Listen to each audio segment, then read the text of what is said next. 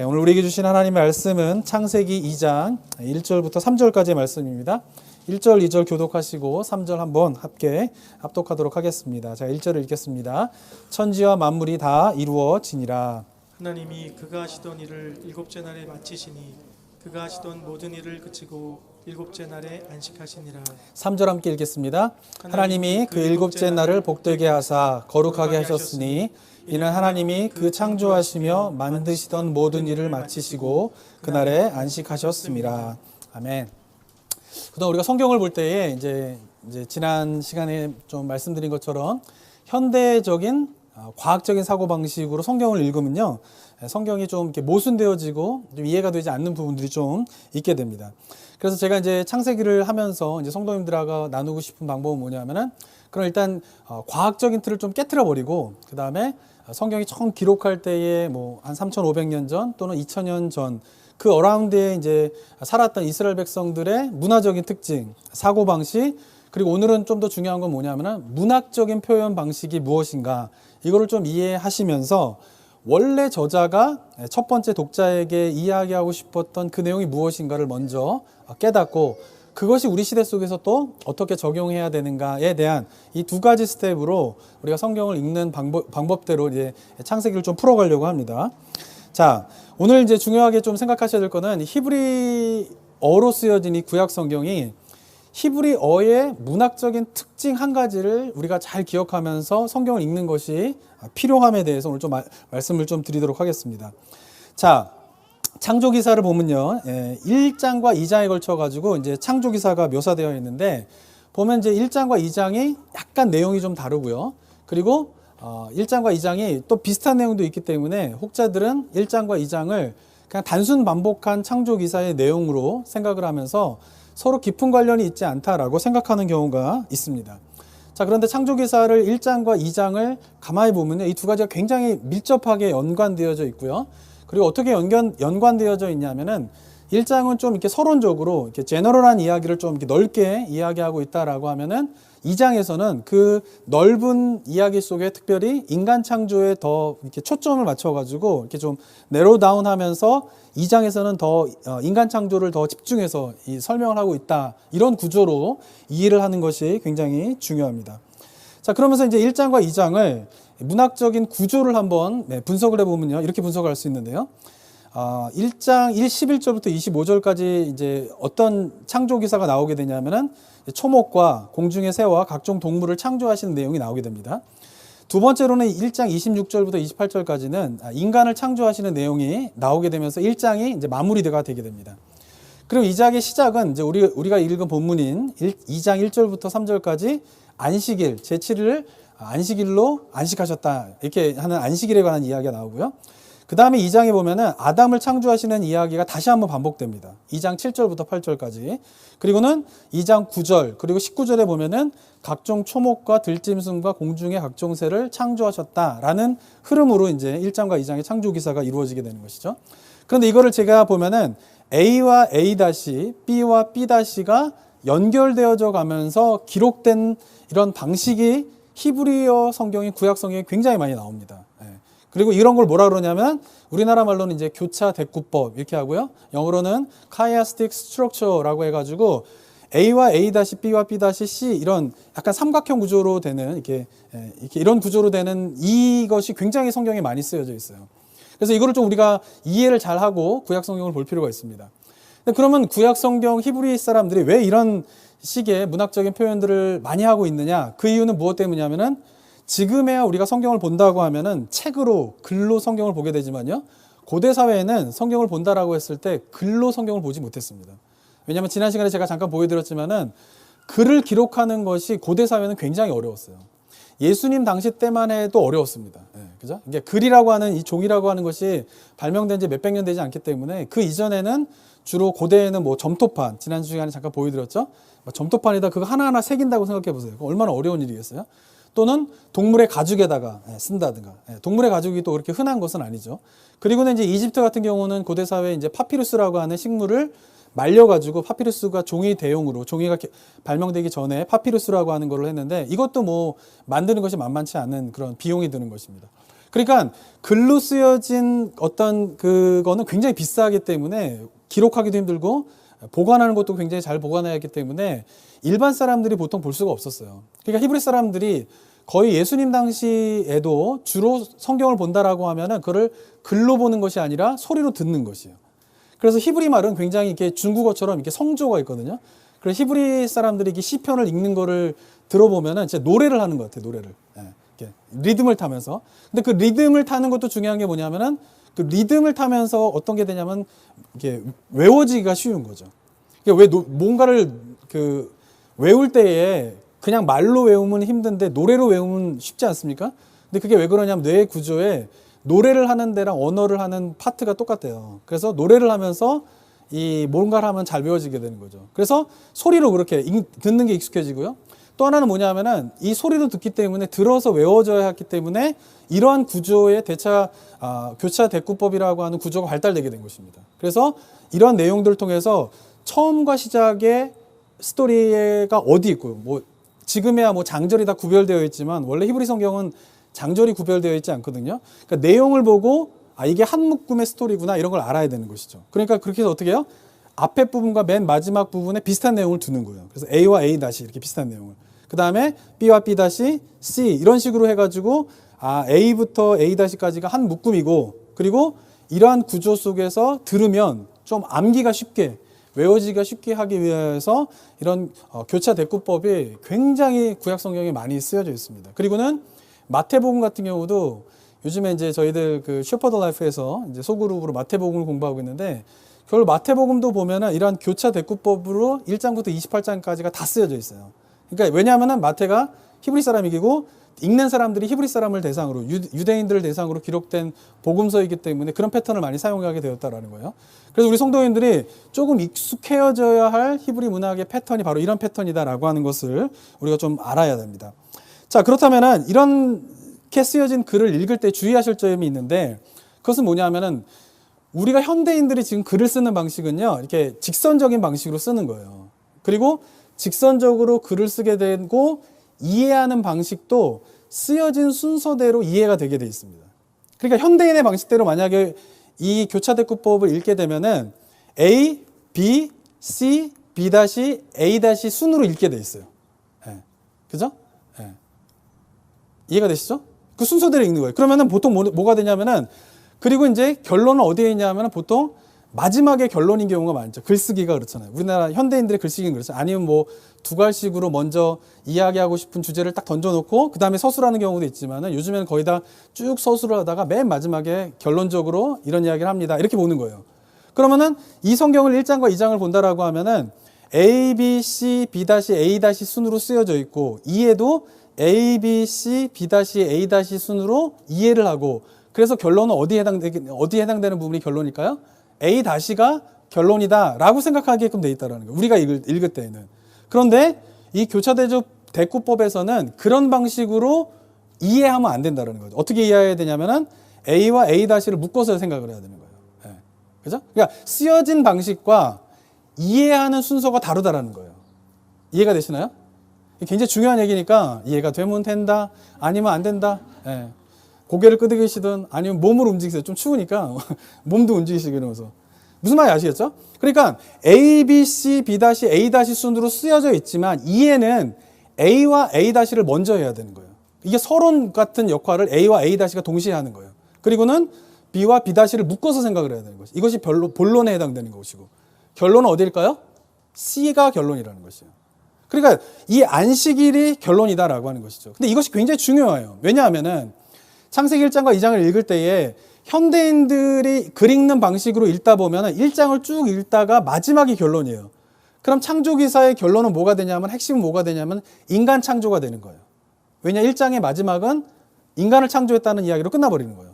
그러다가 2장 1절에 3절 우리가 읽은 안식일에 대한 이야기를 하다가 또 2장에서 쭉 창조에 관한 이야기를 하다가 2장 맨 마지막에 나오는 이야기는 뭐냐면은 아담과 하와가 결혼하게 되었다. 이렇게 되는 거예요. 그럼 2장의 결론은 뭘까요? 보통 우리가 읽는 방식대로 생각을 하게 되면 아담과 하와의 결론이 결론이 되어버리는 거예요. 그러니까 보통 어떻게 생각하냐면 창조 기사의 핵심을 뭘로 보냐면은 인간 창조로 봐요. 여호와 하나님의 창조 역사의 하이라이트는 뭐예요? 인간 창조로 보는 거예요. 1장과 2장을 그런 식으로 읽기 때문에.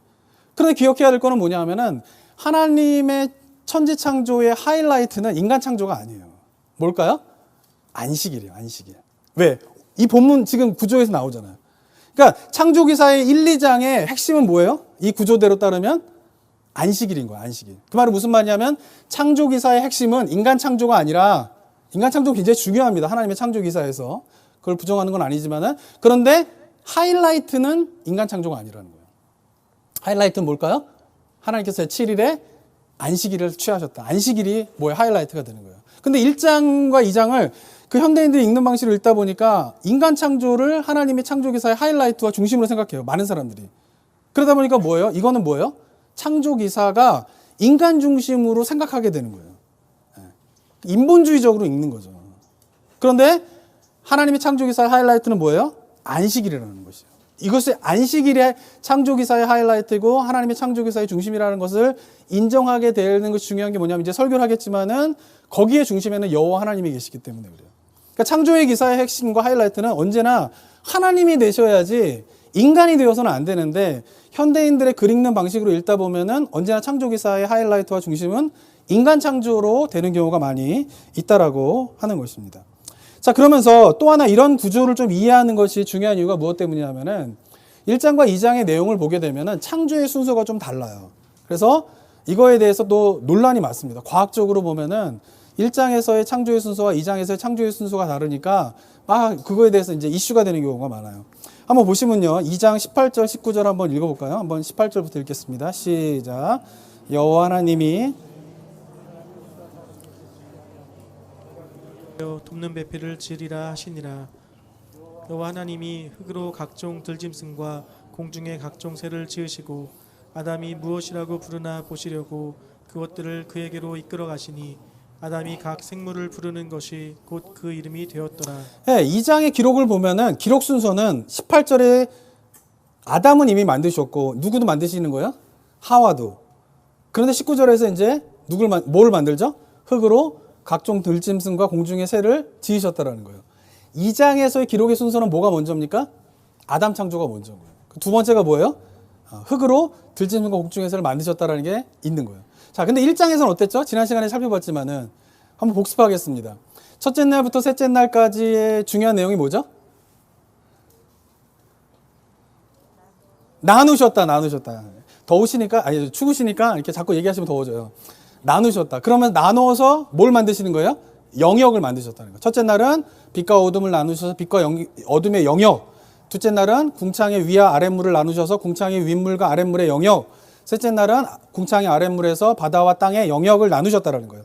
그리고 넷째 날부터 여섯째 날까지는 각 영역을 다스리는 존재를 만드셨죠. 그래서 첫째 날과 넷째 날에 연관되어서 빛과 어둠의 영역을 만드시고, 넷째 날엔 그 빛과 어둠을 다스리는 뭐와 뭐? 해와 달과 별. 둘째 날은 궁창 위의 물과 아랫물을 나누셔서 궁창 위의 물을 다스리는, 하늘을 다스리는 뭐? 새. 그러니까 이게 다 마스크 쓰시니까 지금 말하시는 건지 안 하시는 건지 알 수가 없어요.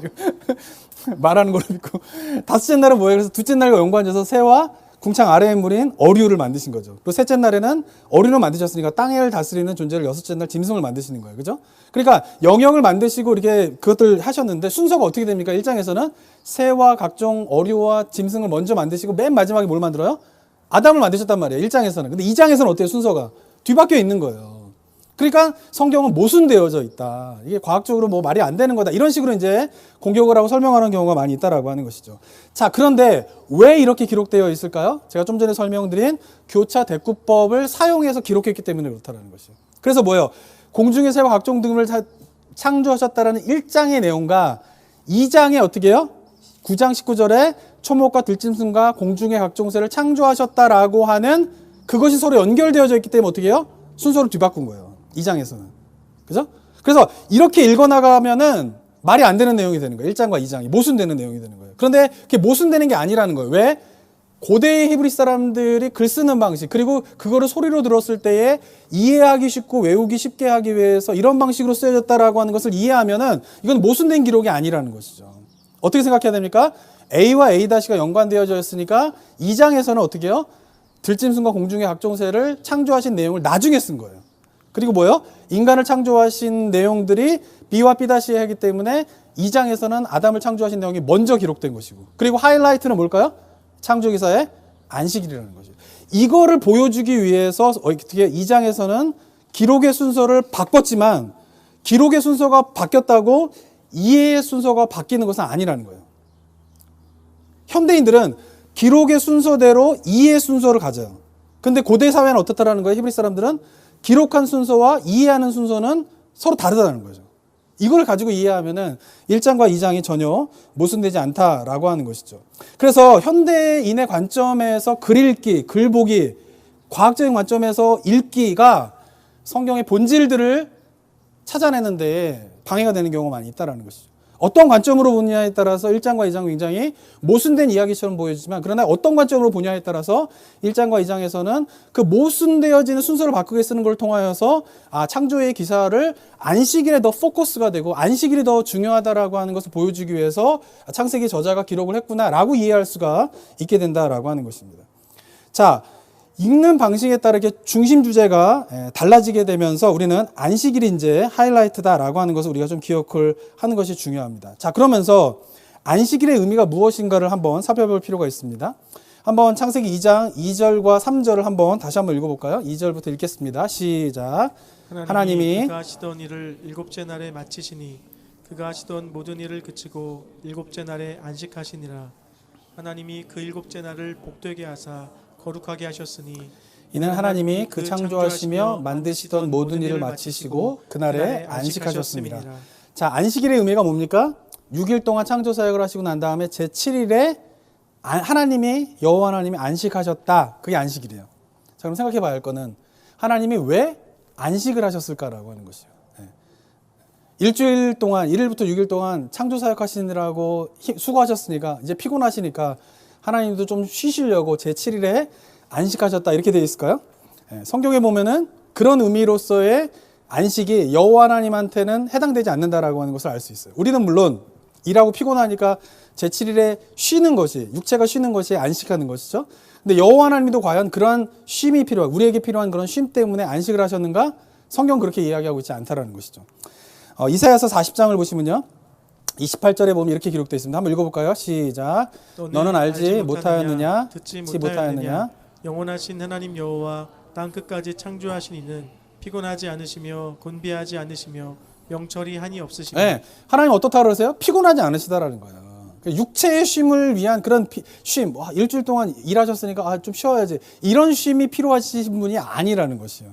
시편에서 보면요, 121편 4편에 보면 또 이렇게 기록하고 있습니다. 읽어볼까요? 시작. 이스라엘을 지키시는 이는 졸지도 아니하시고 주무시도 아니하시리로다. 어떻게 해요? 주무시거나 쉼, 그런 것이 필요한 분이 아니다라고 하는 것이죠. 그렇다면 하나님께서 6일 동안 창조하시고 제7일에 안식하셨다라고 하는 것은 그렇게 피곤해서 쉼을 원하기 때문에 쉬셨다라고 하는 의미가 아니다라고 하는 것이, 다른 의미가 있다라고 하는 것이요. 그 의미가 무엇인가는 제가 지난주에 고대 그런 설화들에 대한 이야기를 했는데요. 그 고대 설화들을 보면요, 알 수 있는 게 뭐냐면은 고대의 그 시대의 사람들의 삶은요, 전쟁의 연속이에요. 전쟁의 연속. 그러니까 이 아직 국가 체제가 이렇게 맺어지지 않고 뭐 국가 간의 협정이 맺어지고 이런 게 아니기 때문에 언제든지 호시탐탐 뭐예요? 다른 족속을 공격하는 것이 고대 사회의 관심이에요. 어떻게 하면 전쟁에서 이길까? 왜냐하면 전쟁을 해야지만이 먹을 걸 얻을 수 있기 때문에 그래요. 전쟁을 해야지만이 자기가 생존할 수 있는 물품들을 얻을 수 있기 때문에 전쟁은 곧 뭐예요? 요즘 시대로 말하면 비즈니스예요. 비즈니스. 비즈니스를 해야지 우리가 먹고 살잖아요. 일을 해야지 먹고 살잖아요. 그런 것처럼 전쟁을 해야지 먹고 살 수 있는 거예요. 그러니까 항상 전쟁이 있는 거예요. 그러니까 언제나 뭐예요? 안식이 없는 거예요. 항상 언젠가 전쟁이 벌어질 거다라고 하는 생각이 있는 것이죠. 그런 것이 투영돼 가지고 고대 설화의 내용을 보면 어때요? 신들의 전쟁이 끊임없이 이야기가 나와요. 고대 설화의 특징은 뭐냐면 여러 신들이 있는데 계속 그 신들의 싸움이에요. 왜 신들의 싸움에 설화에 그런 이야기가 많이 나오느냐? 그 설화가 쓰여질 당시에 인간들의 삶의 모습이 그랬기 때문에 그렇다는 것이에요. 그 인간들의 삶이 어떻게 해요? 신들의 모습으로 투영되기 때문에 끊임없는 전쟁의 이야기가 신화에 나오게 되는 것이죠. 그렇기 때문에 고대 사람들은 누군가가 A라고 하는 존재가 안식을 얻었다, 참 평화를 얻었다, 그 말은 무슨 말이냐면요, 그 지역에 있는 모든 전쟁을 다 승리하고 최종적인 권력을 쟁취한 사람만이 안식을 취할 수 있는 것이에요. 그러니까 A라고 하는 사람이 안식을 누렸다라고 하는 뭐라면 저 사람이 이제 절대 주권을 가지고 모든 전쟁에서 승리한 진정한 승자구나, 진정한 왕이구나 이렇게 생각할 수 있다라고 하는 것이에요.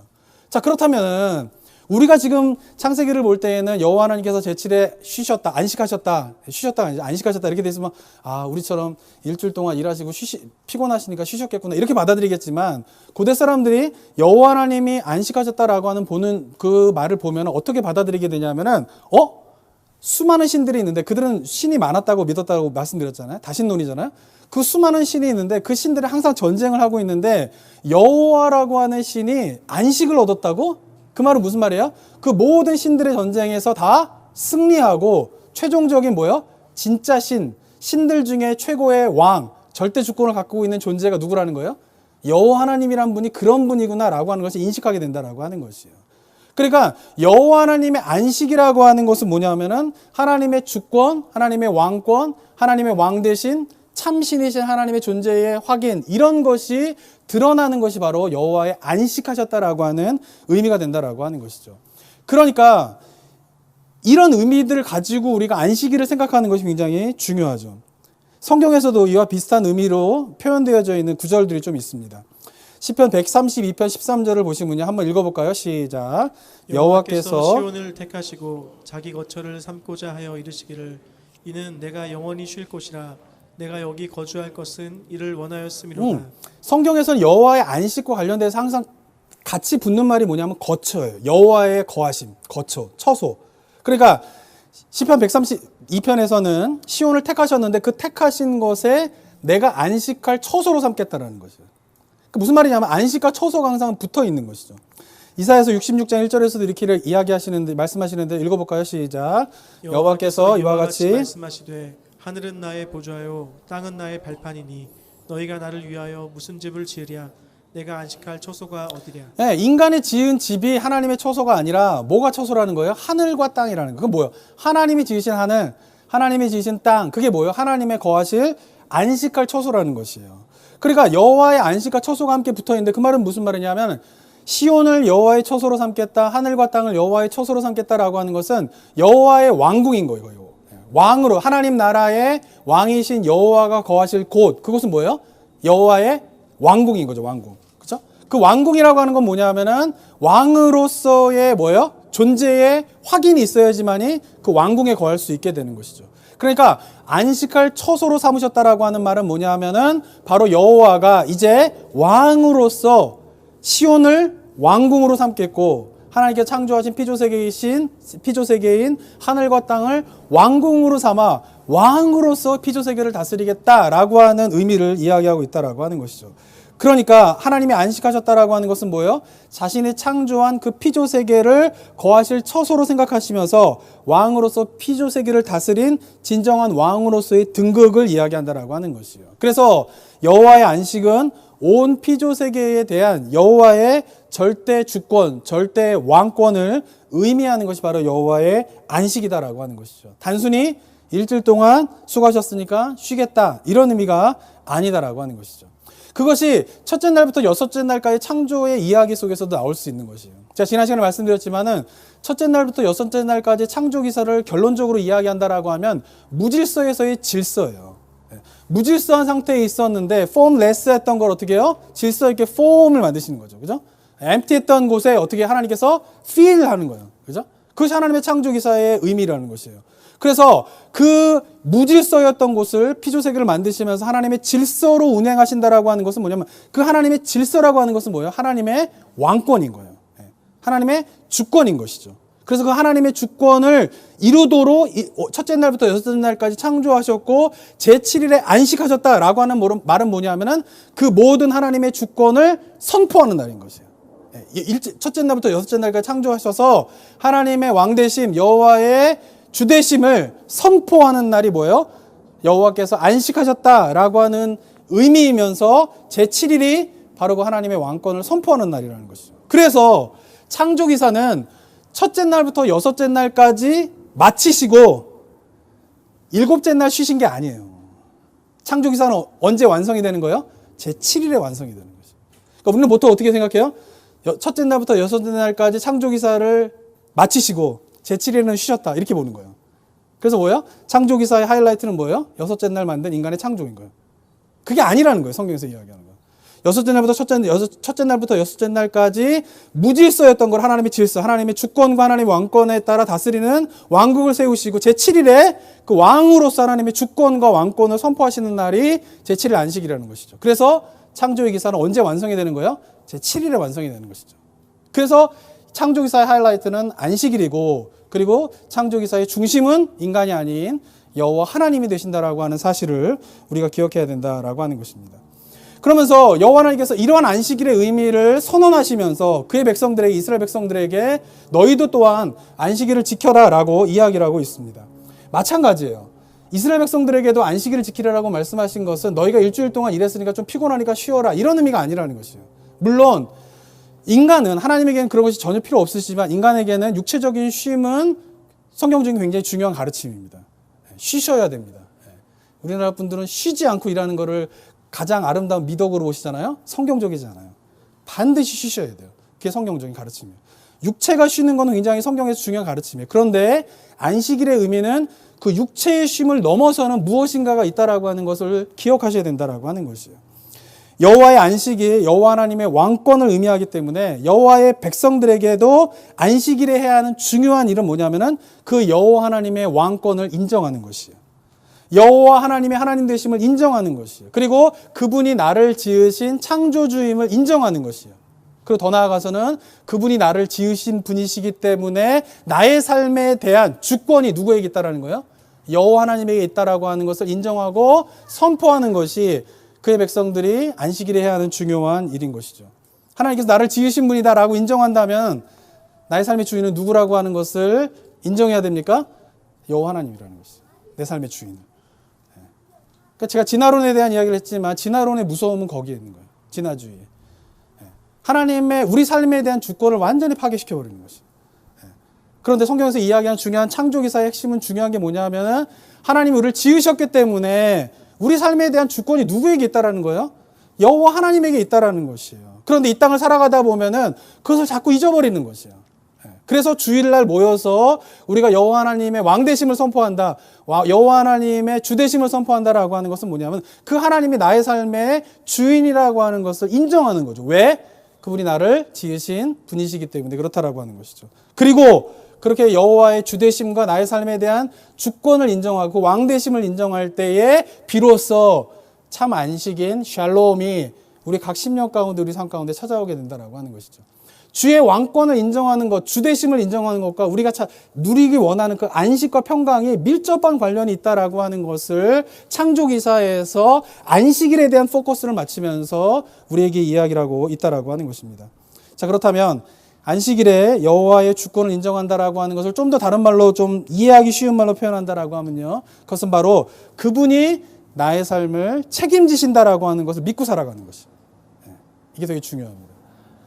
창조기사를 보면요, 하나님께서 우리를 만드실 때 어떻게 만드십니까? 새를 만드실 때 어떻게 만드세요? 새가 거할 수 있는 환경을 먼저 만드시고 난 다음에 새를 창조하세요. 물고기를 만드실 때 어떻게 만드십니까? 물고기가 살아갈 수 있는 환경을 만드시고 난 다음에 물고기를 창조하세요. 그죠? 이게 굉장히 중요하죠. 인간을 창조하실 때도 마찬가지죠. 왜 인간을 맨 마지막에 창조하셨을까요? 인간이 살아갈 수 있는 모든 환경을 다 만드시고 난 다음에 하나님이 인간을 창조하셨다라고 하는 것입니다. 자, 이것이 굉장히 중요하죠. 자, 첫째 날부터 셋째 날은요, 인간의 생물이 만들 수 있는 환경을 만드셨는데, 여기서 한번 생각해 봐야 할 것인데, 그것은 뭐냐면요, 셋째 날에 보면 하나님께서 식물을 만드세요. 식물을. 그게 좀 이제 성경적으로 보면은 문제가 되지 않는데, 과학적으로 보면 문제가 생겨요. 왜냐하면 셋째 날에 식물을 만드셨는데, 해와 달과 별은 몇째 날 만드십니까? 말하시고 계신 거죠? 넷째 날이죠, 넷째 날. 그죠, 넷째 날. 그러면은 과학적인 생각으로 볼 때 해가 없는데 식물이 살 수 있습니까? 안 되는 거예요. 그래서 창세기 1장을 보면서 과학자들이 굉장히 비판을 해요. 말이 안 되는 거다. 넷째 날 해가 만들어졌는데 셋째 날 식물이 있는다는 게 말이 되느냐. 그러니까 이거는 과학적으로 볼 때 이건 말도 안 되는 이야기고 그냥 설화에 불과하고 거짓된 이야기다. 이렇게 치부하는 경우가 있어요. 자, 그런데 어떻게 해가 만들어지기 전에 식물이 만들어졌느냐? 그거는 아까도 말씀드린 것처럼 쓰여진 순서대로 이해 순서를 가지면 틀린 말이 돼요. 첫째 날, 둘째 날, 셋째 날, 넷째 날, 다섯째 날, 여섯째 날의 순서대로, 기록된 순서대로 이해를 하면은 이거 말이 안 되는 거죠. 그런데 아까도 말씀드린 것처럼, 어제도, 지난주에도 말씀드렸처럼, 이건 교차 대꾸법은 아니지만 그냥 평행 대꾸법인데, 첫째 날은 몇째 날과 관련되어 있다고 그랬어요? 넷째 날. 둘째 날은 몇째 날과 관련되어 있다고 그랬어요? 다섯째 날. 셋째 날은 몇째 날과 관련되어 있어요? 여섯째 날. 그죠? 그러니까 어떻게 되냐면은, 쓰여진 순서는 이렇게 쓰여져 있지만, 이해의 순서는 어떻게 돼요? 첫째 날은 뭐와 연관지어서 생각을 해야 되는 거예요? 넷째 날. 빛과 어둠을 나누시고 해와 달걀을 만드셨다. 그거가 뭐예요? 같이 생각해야 되는 파트인 거예요. 그리고 둘째 날에 뭐예요? 궁창 위의 물과 궁창 아래 물과, 그래서 새와 어류를 만드셨다. 둘째 날, 다섯째 날을 묶어서 보는 것이죠. 그러면은, 이해의 순서대로 보면은, 셋째 날에 식물이 만들어졌지만 이미 넷째 날에 뭐예요? 이해의 순서대로 되면 해가 어떻게 해요? 있게 되는 거예요. 그러니까 히브리 사람들의 생각 속에서는 아무런 문제가 되지 않는 거예요. 왜? 그들의 문학적인 표현 속에서 이렇게 이해하도록 쓰여져 있는 것을 그대로 받아들이기 때문에 그런 거죠. 그런데 현대인의 글을 쓰기 방식, 이해 방식으로 보면은 문제가 된다라고 하는 것이죠. 또 셋째 날에 식물이 만들어졌다라고 하는 것이 쓰여진 중요한 이유가 있는데요. 그 이유 중에 하나는 뭐냐면은 고대 사람들은요, 식물을 생물로 보지 않았어요. 그 말은 무슨 말이냐면 살아있는 어떤 living life로 보지 않았다라는 거예요. 그냥 땅의 일부분이에요. 식물은. 땅의 일부분으로 봤다는 거예요. 그리고 living life는 뭐냐면 살아있는 생물은 뭐냐면은 이게 막 움직이는 것들이 살아있는 생물이라고 보게 된 것이죠. 그러니까 식물이라고 하는 것은 뭐냐면은 땅의 일환으로서 땅이 생물들을 어떻게 해요? 먹이기 위하여서 존재하게 된 걸. 그러니까 땅과 식물이 하나이기 때문에 셋째 날 식물이 창조되었다라고 이야기를 하고 있는 것이죠. 그리고 또 하나 주목해야 될 것이 있는데 엄밀하게 보면요. 성경을 자세하게 읽어보면은 식물을 창조하신 것에 대해서 기록을 하실 때 식물의 창조는 하나님의 직접적인 창조 사역은 아니었어요. 보시면 11절과 12절에 이렇게 기록하고 있습니다. 한번 읽어볼까요? 11절, 12절 시작. 하나님이 이르시되 땅은 풀과 심에 있는 채소와 각기 종류대로 씨 가진 열매 맺는 나무를 내라 하시니 그대로 되어 땅이 풀과 각기 종류대로 씨 맺는 채소와 각기 종류대로 씨 가진 열매 맺는 나무를 내니 하나님이 보시기에 좋았더라. 네. 식물을 하나님께서 직접 창조하신 것이 아니라 땅에게 명령을 하세요. 땅 너는 어떻게 해요? 풀과 씨 맺는 채소 각기 종류대로 씨 가진 열매 맺는 나무를 어떻게 해요? 내라. 누가 내는 거예요? 땅이 내는 거예요. 그래서 어떻게 해요? 12절에 보니까 땅이 풀과 각기 종류대로 씨 맺는 채소와 각기 종류대로 씨 가진 열매 맺는 나무를 내니 하나님 보시기에 좋았더라. 식물이 어떻게 만들어지게 되었습니까? 땅이 만든 거예요. 땅이. 하나님 어떻게 해요? 땅으로 하여금 식물을 만들도록 하셨다라고 하는 것이죠. 그죠? 그러니까 셋째 날의 식물에 대한 이야기가 기록되는 게 굉장히 중요한 의미가 있죠. 그런데 고대 문화 속에서는 이 가르침은요, 우리는 볼 때 이것이 종교적인 의미가 있나 이렇게 생각할 수 있는데 고대의 문화 속에서는 이것이 굉장히 종교적인 메시지가 있는 말이 됩니다. 땅이 식물을 내었다라고 하는 말이에요. 왜냐하면은 제가 사사기 설교를 하면서 몇 번 말씀드렸지만은 고대 사람들은요, 식물이 열매를 맺는 것, 가축이 새끼를 낳는 것은 뭐와 연결되어 있다라고 생각을 했냐면은 신의 번식과 연결되어 있다라고 생각을 들었어요. 그러니까 신들이 자식을 많이 낳으면 곡식의 열매를 많이 맺게 되고 가축이 새끼를 많이 낳게 된다. 이렇게 연결되어 있다고 생각을 한 것이에요. 그래서 이방신을 섬길 때 항상 이방신에게 드려지는 제의 속에서는 남자와 여자의 그런 성적인 행위가 의식 속에 들어가 있어요. 왜냐하면 신들이 그것을 보고 자극을 받아서 부부신들이 서로 부부관계를 많이 맺게 되면 신들의 자녀들이 많이 생기게 되고 신들의 자녀가 많이 생기게 되면 곡식의 열매도 많이 맺어지고 가축도 새끼를 많이 낳게 된다. 이런 생각이 있었기 때문에 그런 것이에요. 그런데 이 본문에서 이야기하고 있는 것은 뭐냐면 너희들은 풍요를 바라면서 음행하고 관능적인 제의를 이방신에게 드리면서 풍요를 빌고 있는데 봐라, 식물은 신들의 번식과 아무런 관련이 없다라는 거예요. 식물은 어떻게 자라는 거예요? 땅에서 나오는 거라는 것이죠. 너희들은 풍요를 위하여서 음행을 하고 관능적인 그런 제사를 드리면서 신들을 자각하고 있는데 그렇게 해서 곡식의 열매가 많이 맺어지는 것이 아니라 어떻게 해요? 여호와 하나님이 땅을 만드셨는데 그 땅에서 식물이 자라도록 만드신 것이 바로 식물이 곡식을 맺고 열매를 맺는 방식이다라고 하는 것을 이야기하면서 너희들이 지금 행하고 있는 이방신들에게 바쳐지고 있는 종교적인 의식이 얼마나 잘못된 것인지를 깨달으라 라고 하는 메시지가 바로 셋째 날 식물이 땅으로 하여금 열매를 맺게 되었다라고 하는 가르침 속에 있다라고 하는 것이죠. 우리가 볼 때는 굉장히 당연한 말이지만 그러나 고대 사람들의 생각 속에서 이 메시지는 굉장히 충격적인 메시지일 수 있는 거예요. 그들은 너무나 당연하게 신들이 번식을 많이 해야지만 곡식을 많이 맺을 수 있고 그래서 풍요를 위해서는 언제나 제사를 드렸었던 거예요. 신들에게.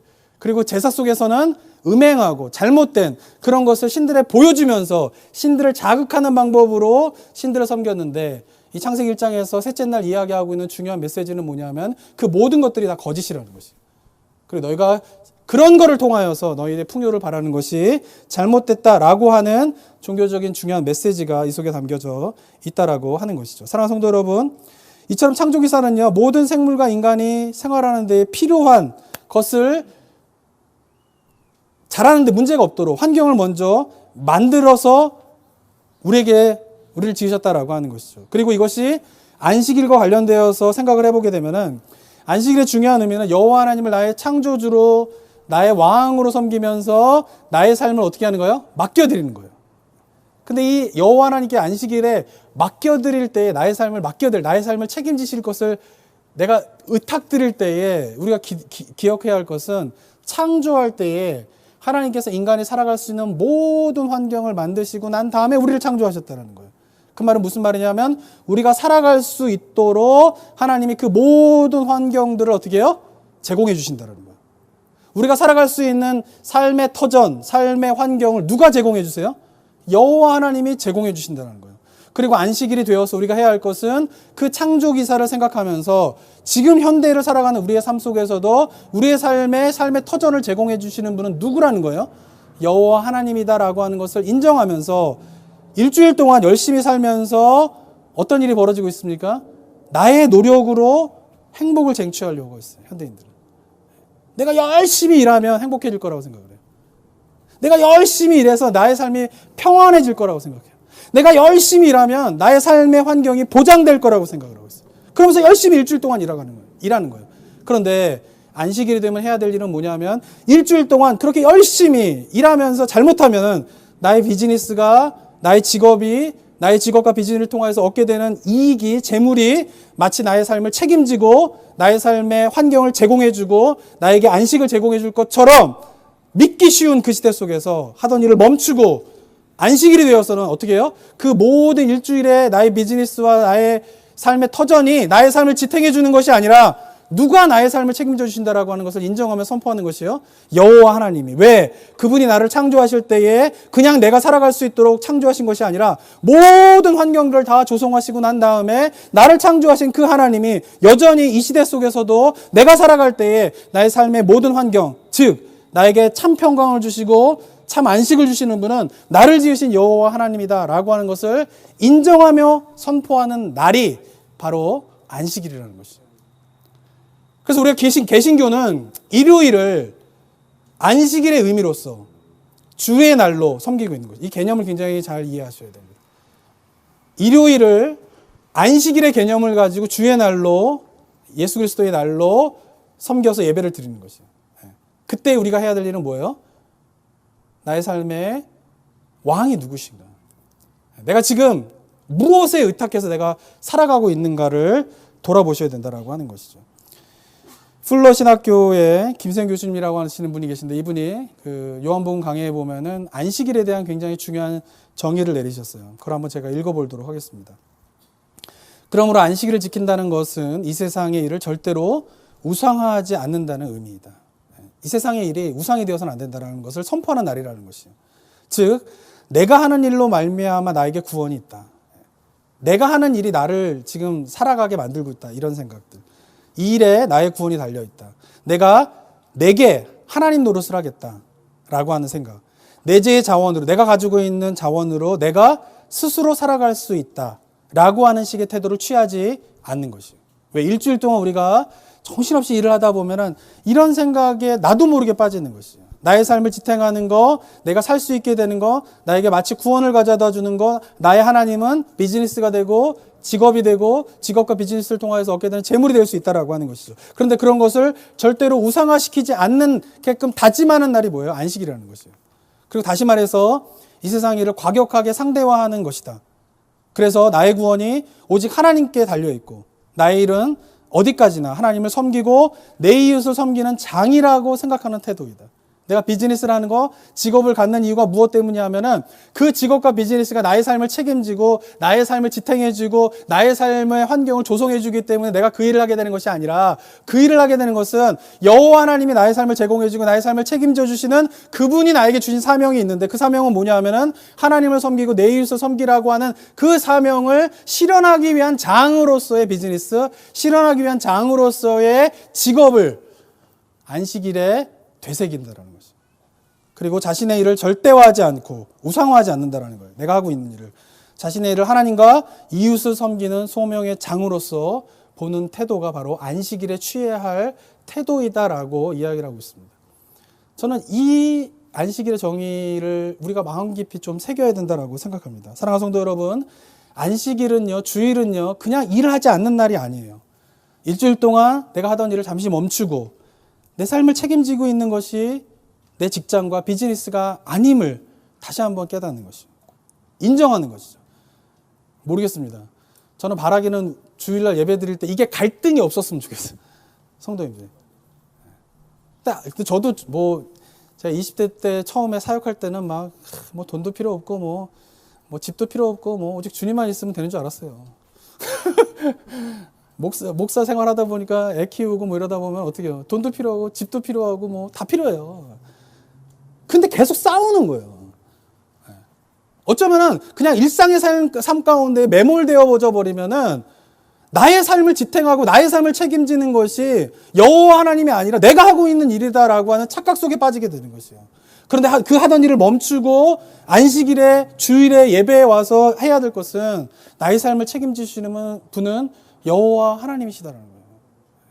나의 왕은 여호와 하나님이시다라는 거예요. 왜? 그분이 나를 지으셨기 때문에. 나의 삶의 주인 되는 권리는 여호와 하나님이가 있다. 그리고 나의 주인이시기 때문에 그 주인 되신 여호와 하나님이 나의 삶을 책임지시고 인도하실 것이다.